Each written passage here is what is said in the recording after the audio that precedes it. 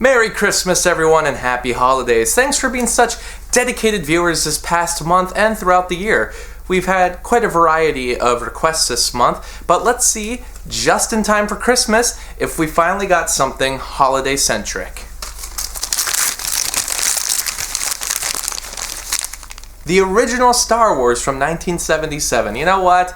I actually love that. It's one of my favorite movies. I often regard it as one of the greatest movies ever made, and you know what? For Christmas time, I think it's perfect too. Oh my god! No!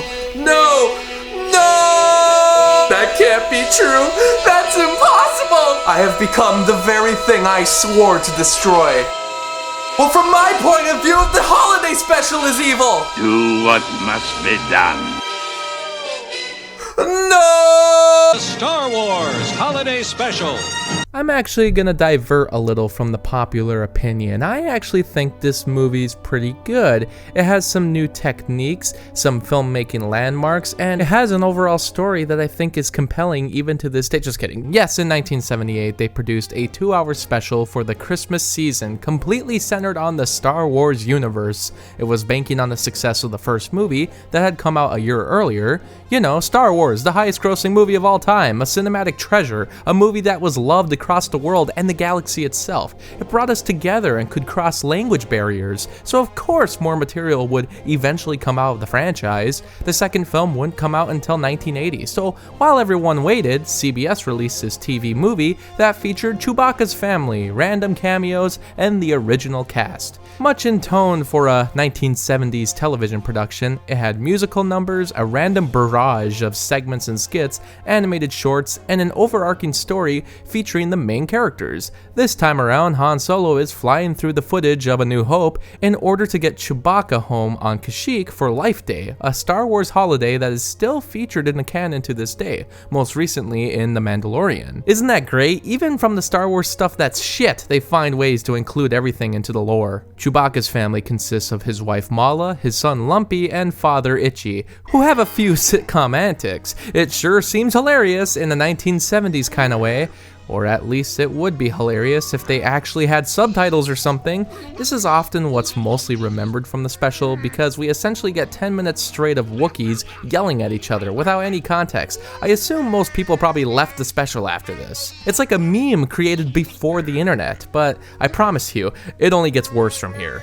Mala watches a cooking show with Harvey Korman dressed as some kind of alien woman, I think. It's kind of interesting because I imagine these CBS executives went and saw Star Wars in theaters, loved it, but didn't really have any kind of imaginative grip on the possibilities of that universe. So they called up George and he gave a few of his own ideas. Then they needed to turn it into a skit show because it was the 70s, of course it has to be a skit show. Then they came up with crap like this, which was funny in 1978, but it's even more ridiculous now that we have 11 movies, a bunch of TV shows, and hundreds of books that stick way closer to the overall look, theme, and development of Star Wars. This cooking lady would fit in with any kind of weird space movie special if you had nothing else to build off of except one popular movie. Harvey Korman also shows up as a robot in an instructional video that helps Lumpy to build a mini transmitter. It goes on for way too long and has almost no humor. And this comes in near the end of the special. As the runtime continues, you realize the creators had less and less ideas for Star Wars material or jokes. So by the end, we have to suffer through stuff like this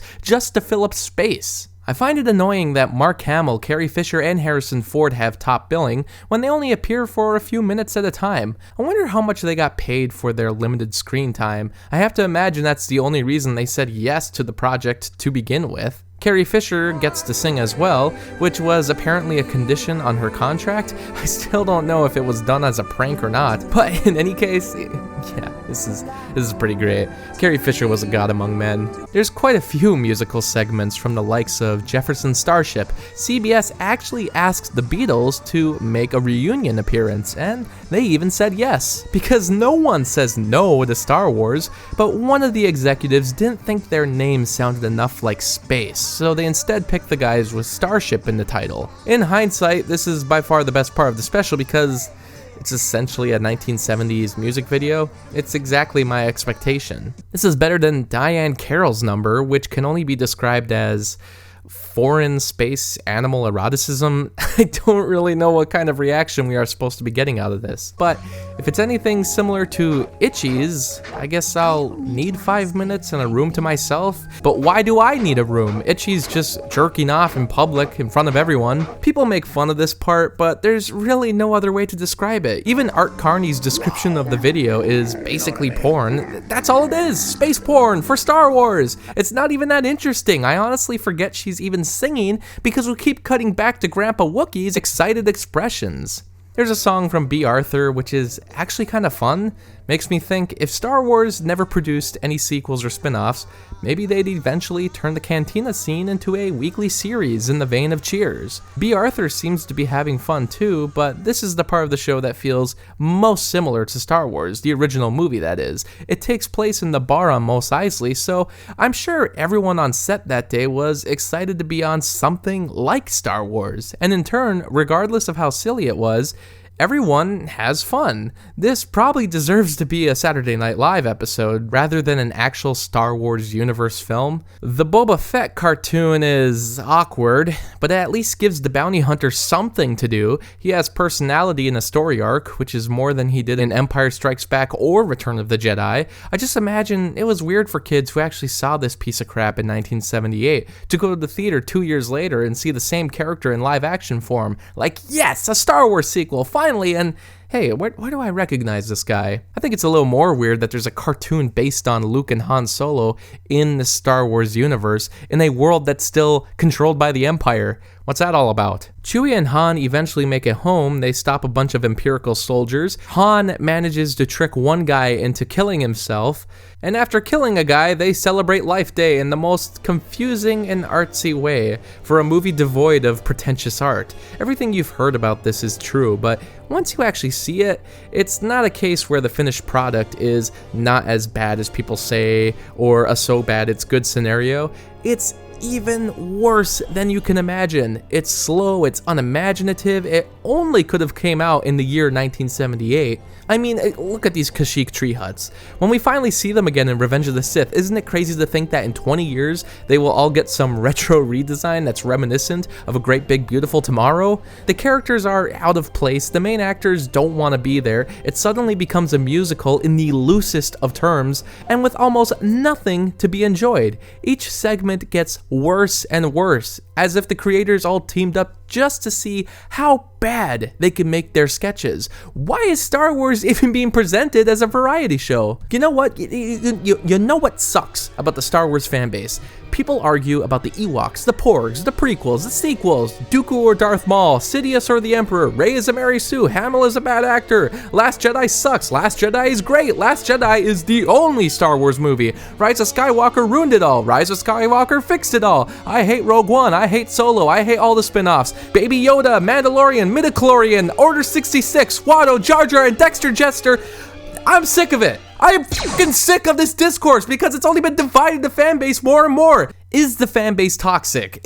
Yes, of course. And I've always kept away from that, but I can't help but feel that even the soapboxes that people try to stand on and have a positive mindset end up becoming just as negative and toxic and aggressive as the worst fans. When realistically, the whole fan base should join together and balance the force as we go after the one true enemy, the one that's been bad from the very beginning. We should all be able to team up and collectively decide that no, it isn't the Ewoks, or Jar Jar, or Hayden Christensen, or the prequels, or the sequels, or The Last Jedi. None of that is the worst thing to come out of Star Wars. It is the holiday special, the worst Star Wars movie, the worst holiday special, and pretty much one of the worst things in general.